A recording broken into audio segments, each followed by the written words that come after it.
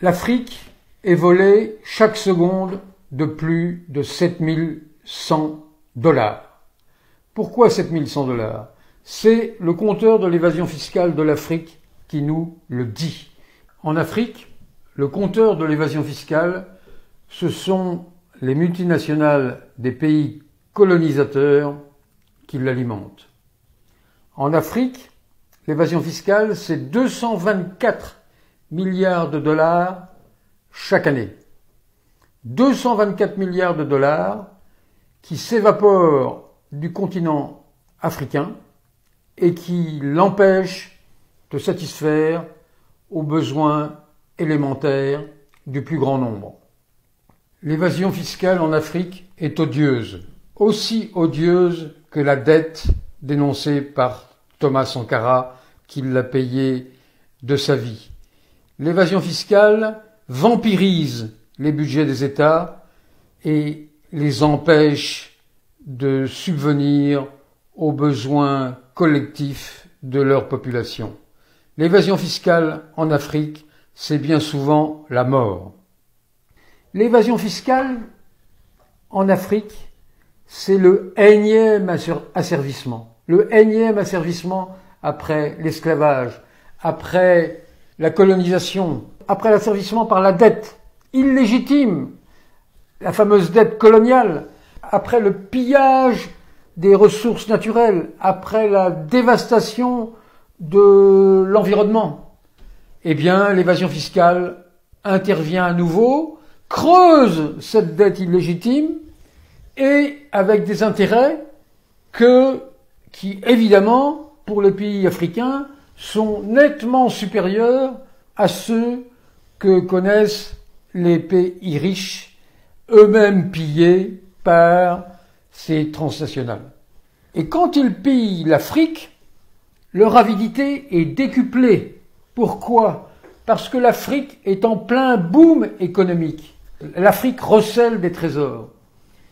C'est le Fonds monétaire international qui, il y a peu, a considéré que l'Éthiopie était le pays le plus dynamique au monde, avec un taux de croissance d'environ 10%.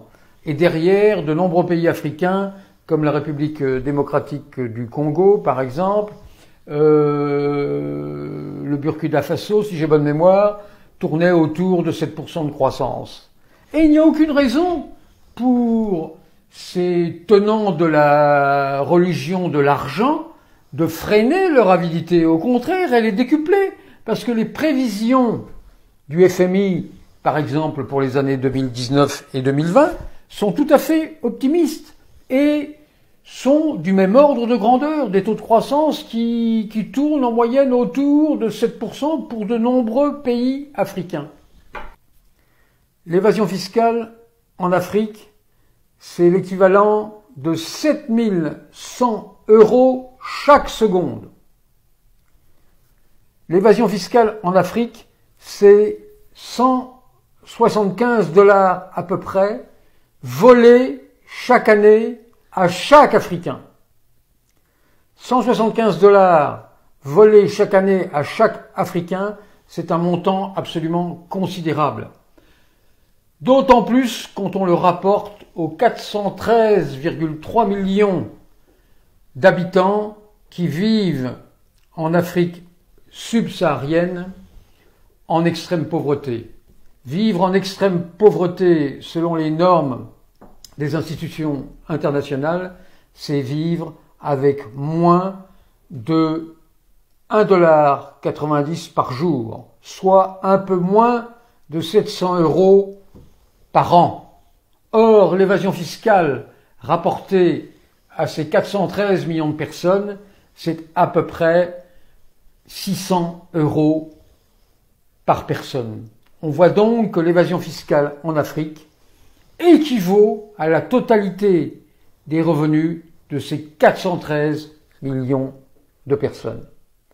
Le travail des organisateurs de l'évasion fiscale et de leurs clients est évidemment grandement facilité par les institutions financières internationales qui délèguent des cohortes de fonctionnaires, ces nouveaux missionnaires qui n'ont de cesse que d'appliquer les fameux 10 commandements de Washington, les 10 commandements de la doxa néolibérale, et qui n'hésitent pas à faire appliquer aux pays en développement ce que l'on appelle dans leur jargon des plans d'ajustement structurel, les fameux PASS, qui sont en fait des machines à aller à l'encontre de l'intérêt, des intérêts de l'immense majorité de la population.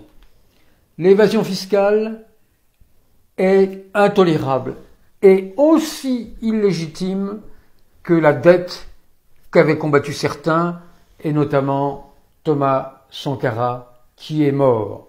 Il faut regarder en permanence ce compteur de l'évasion fiscale qui rappelle que l'Afrique est volée de 7 100 € à chaque seconde.